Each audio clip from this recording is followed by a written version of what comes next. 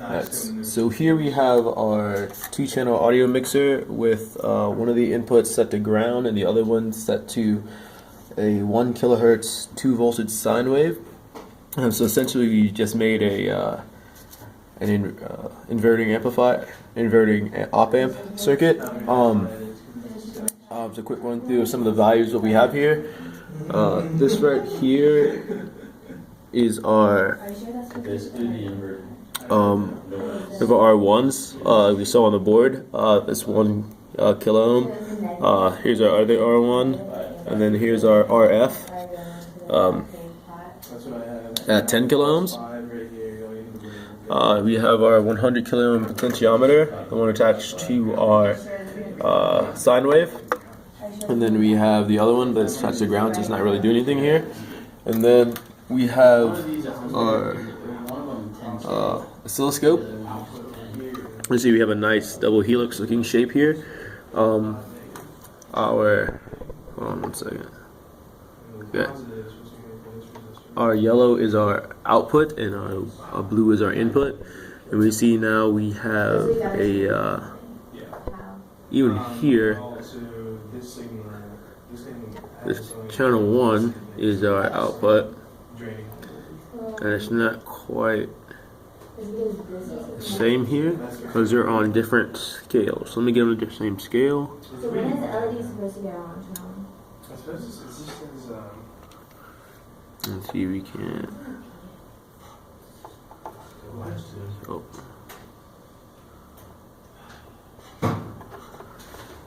You can now see they have about the same value here. What we did there was we were turning it. Pause. Sorry about that. All right. So we have here is when we turn it to the left, we were actually turning down our potentiometer. This low in the denominator of our equation of negative RF over V in equals V out, and so we get a higher amplitude. And so let me just change the scale here. So this is a 5 volt. Well, you see the difference in scale here, and then you see here's 8.4. So we really dropped our potentiometer's value. And turn to the right, increase it, and see already the VP dropped, and then more accurate reading by zooming out here.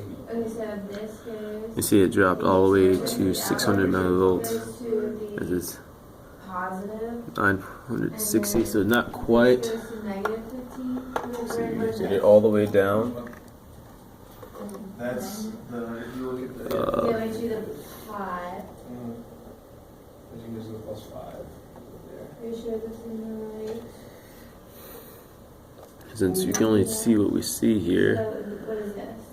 I'm going to increase. What is this? Here we go. We have our cells about 78 millivolts, and that's like 160. So you got about 0.1 there, a little less than that. So that's pretty good. And then we'll go the other direction here and turn it all the way up. Alright. So you see we've amplified it quite a bit, and we're gonna zoom out. There. Here's the scale. This is 5. We're still not going to be out there.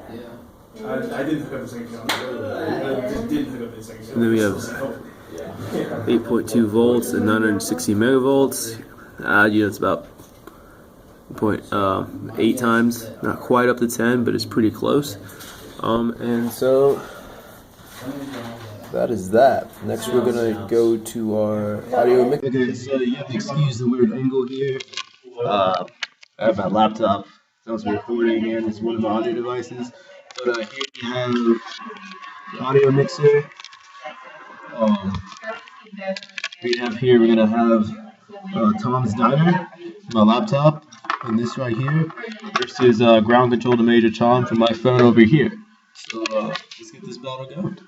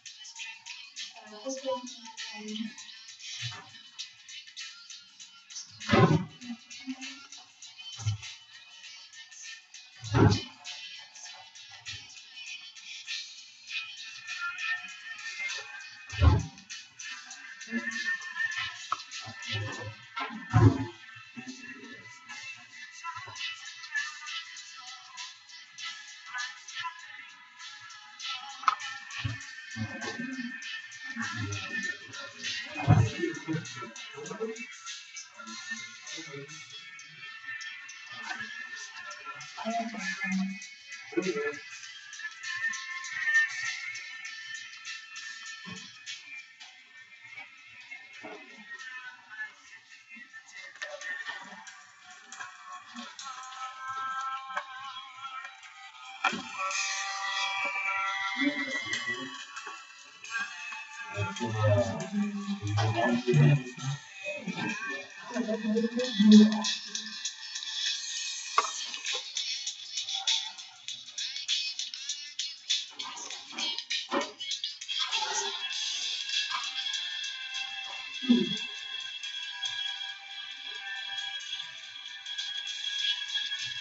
we go. Nice mix of the two.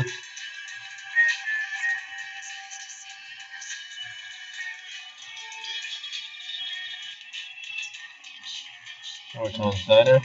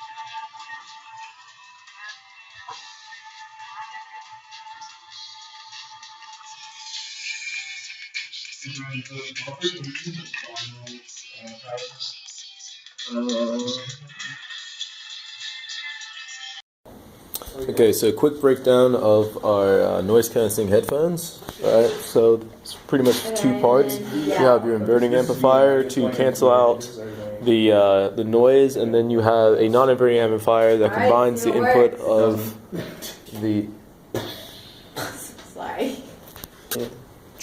that combines the inverted noise signal with the noise plus the signal we're looking for. So here's our little schematic of our inverting amplifier, where this is the noise. R1 and RF are of the same magnitude, so we just end up getting a V out equals -1 V in. So it's literally just the inverse. You'd want to increase the amplitude because then we'd have to amplify the noise plus signal by the same amount, and since you don't have the kind of exact components, that'd be difficult. So over to the actual circuit board, we have R1 here, 1,000 kilo ohms. Oh, sorry. 1,000 ohms, 1 kilo ohm. And then we have the RF, the feedback here, also 1,000 ohms. And then we have a V out, and that takes us to the non-inverting amplifier.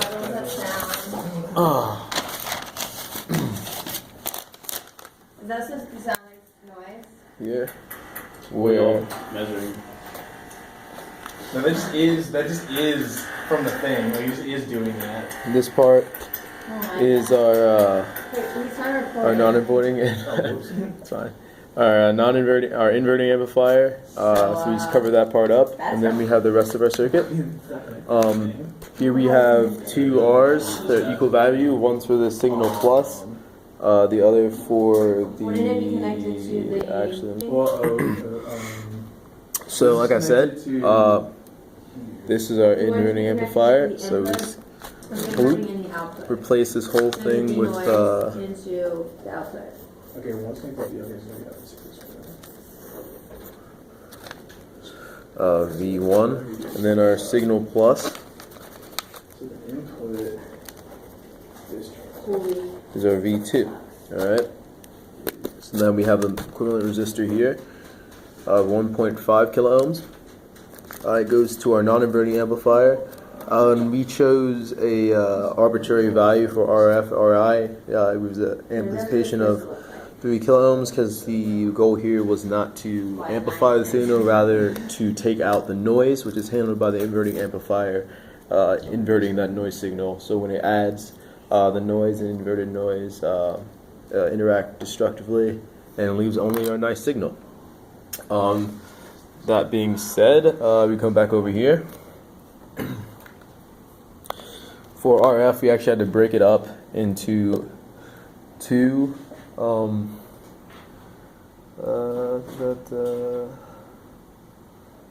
actually, no, I'm sorry.